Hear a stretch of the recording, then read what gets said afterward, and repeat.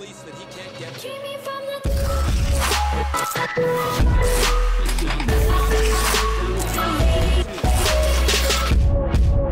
Yo, what's going on, guys? Today we're playing some more NHL and NHL everything. We're going to go from NHL 1991 to NHL 2017. We're going to be looking at the evolution of the game, how the game modes have changed, how the gameplay changed. We're going to go game by here today, starting all the way back with NHL Hockey 1991. A lot of people don't remember NHL Hockey. It was just called NHL Hockey. They always think back that NHL 94 is the first game. It was actually NHL Hockey.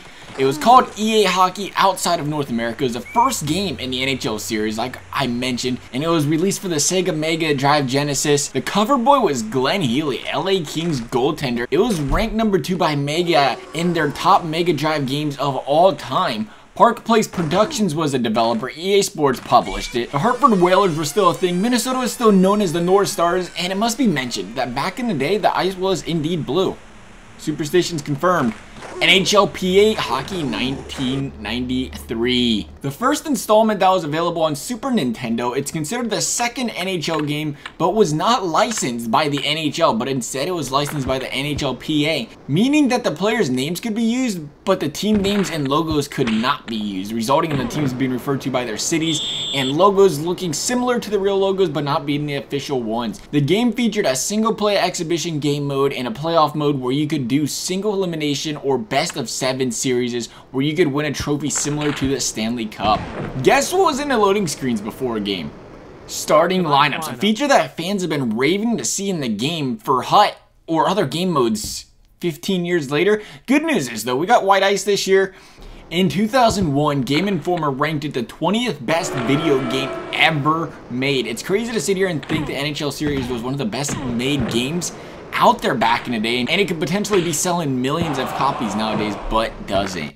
NHL 94, a lot of people look back and think of this as the first NHL game, like I said, and it was the first NHL game released for PC, a game that has been widely considered the greatest sports game of all time and one of the best games ever made. IGN had it ranked as number 47 for best all-time games. ESPN ranked it as the second best sports game ever, and it was ranked second by Bleacher Report as the second best NHL game. You could say one of the reasons it was such a great game was the fact that it was developed by EA Canada, High Score Productions, and Park Place Productions. This was the first time the one-timer was also introduced into the series. The game came with 4 game modes: regular season, playoff, best of 7 playoffs, and shootout. They also had team-specific goal songs, and at the beginning of games, period-specific songs. Flash forward 20 years, and we barely get goal horns anymore.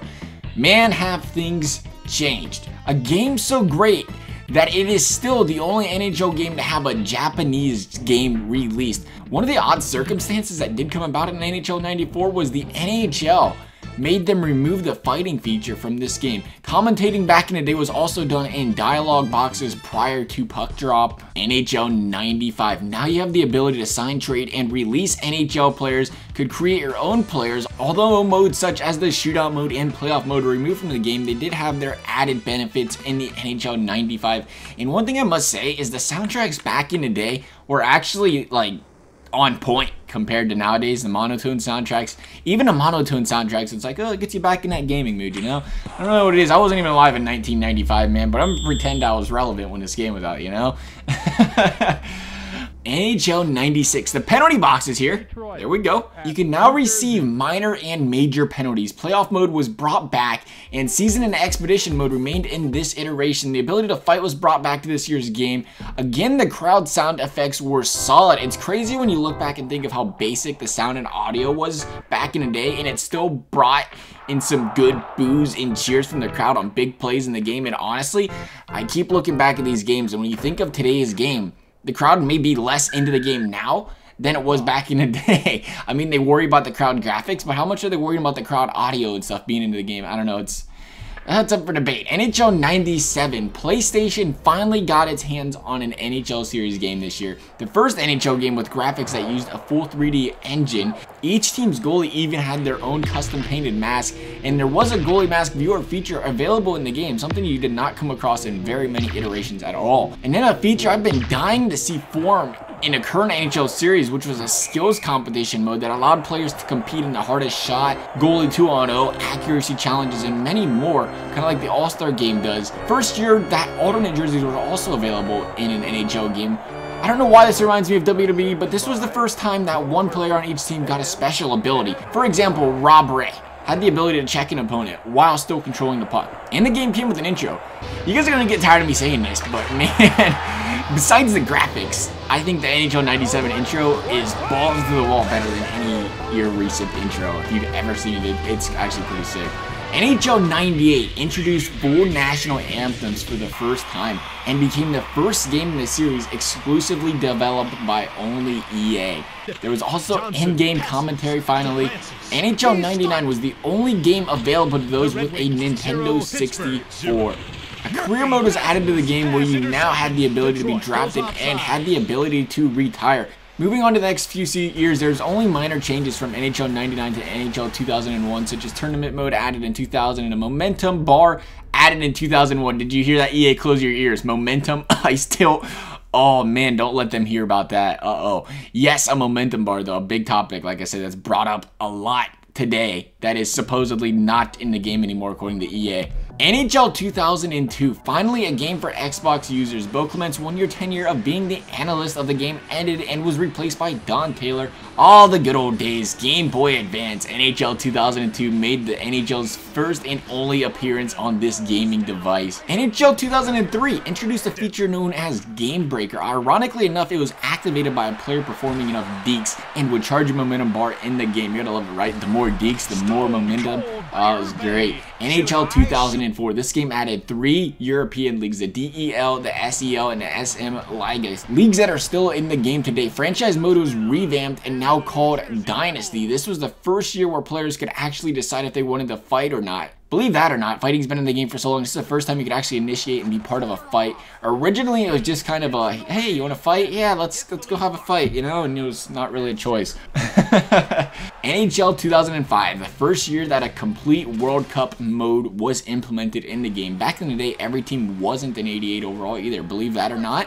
Like nowadays, you know, I think what's the worst overall for a team in 86? Crazy. NHL 2006, this game was one of the rare cases where a former game was put into this game as a game mode. That being NHL 94. For the second consecutive year, there was not a lot of drastic changes or improvements from the game, and it really had the critics going, talking about how the game's killing all the momentum it's gained over the years with the lack of improvements the last couple years and changes. But then we moved on to NHL 2007, the first release of the game on a 7th gen console, and introduced a new stick handling mechanic that did away with a lot of the magnetic-like grabbing of the puck. NHL 2008 introduced goalie mode. Oh yeah, the goalie mode. The ability for you to, well, you know, play goalie. Much like the PS3 to PS4 jump, Xbox jump, etc., they were still working on making that jump, and although Dynasty mode was included in the new gen games, fantasy drafts and some other minor features were only available on the old gen games. Not near as drastic as the NHL 14, NHL 15 jump, obviously, but it still had, you know, you had to learn from one generation console to the next a little bit. That was an example of NHL 08. NHL 09, this was the beginning of the evolution of my favorite game mode, EASHL. Players in this game had the ability to create players and use them in online 6v6 game modes and could level up your player and, yes, participate in tournaments and receive rewards. The game looked to be headed in the right direction again, as it received a 9 out of 10 from IGN for the first time since 2002. NHL 10, Battle of the Boards was added, commonly known as board play, to the games. Finishing checks and free skate hitting were now allowed in the game as well, meaning you could casually walk up to Crosby and knock him into next week, you know? Neat, right? Post-whistle actions were also now allowed, where you could shoot, fight, and check after the whistle. First-person fighting was added into the game this year as well. The beginning of Be a GM mode had also started in NHL 2010. NHL 2011, the biggest improvement in this game from the previous, as announced by Rammer himself, was the new game physics engine that replaced the animation-based engine. Also added were broken sticks. Until NHL 11, I guess, you know, the NHL used steel sticks and didn't have a problem with them breaking. I don't know, but it was the beginning of the end for all other game modes, as Hut was added into the game. It's only a joke, kind of, not I don't know, it depends how you take it. NHL 12, Be a Pro was improved, I guess. The Winter Classic Stadium was now playable. More improvements to Be a GM and, like I said, Be a Pro.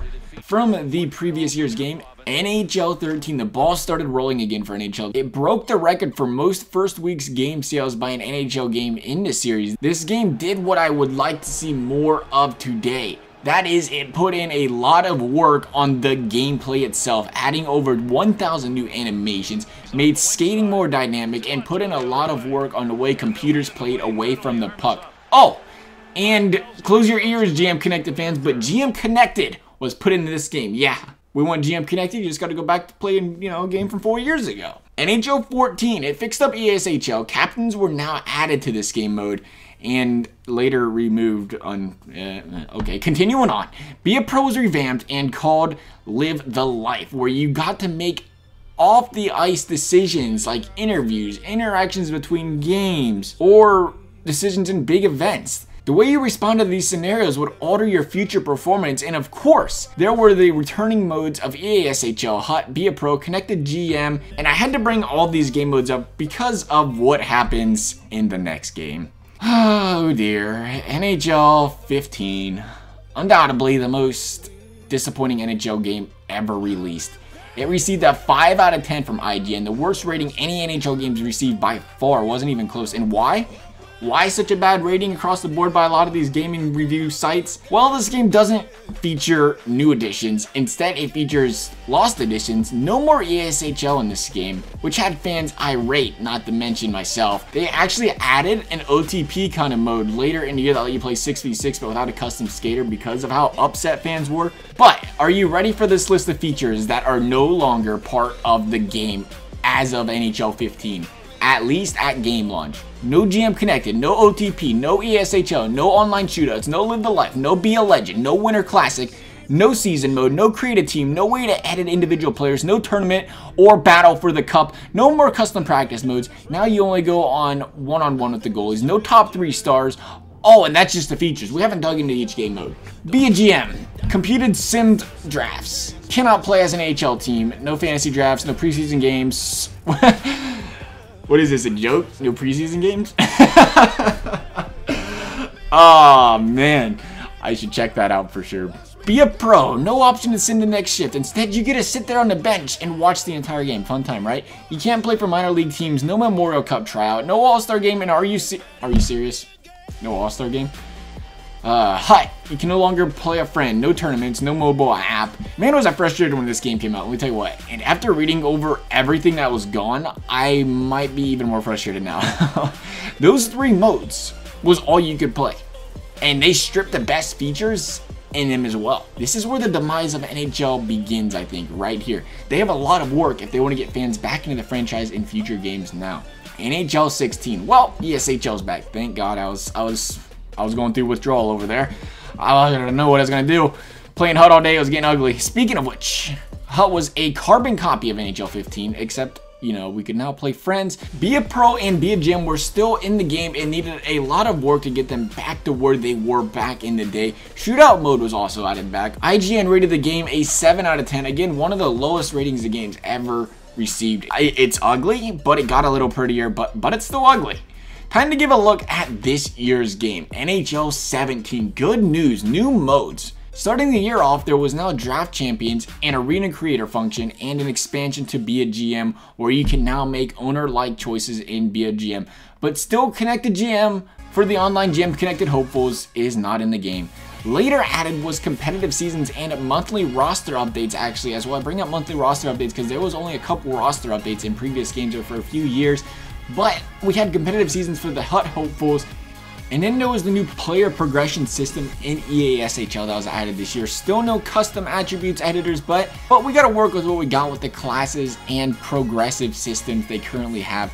As though for this video, guys, this was running you through NHL 91 all the way up to NHL 17. I'd love to hear what you guys think about what's happened over the previous years, what you think is going to happen in the future, and what you guys think of the NHL game. As always, guys, I hope you enjoyed the video. Thanks for watching, and we'll see you next time.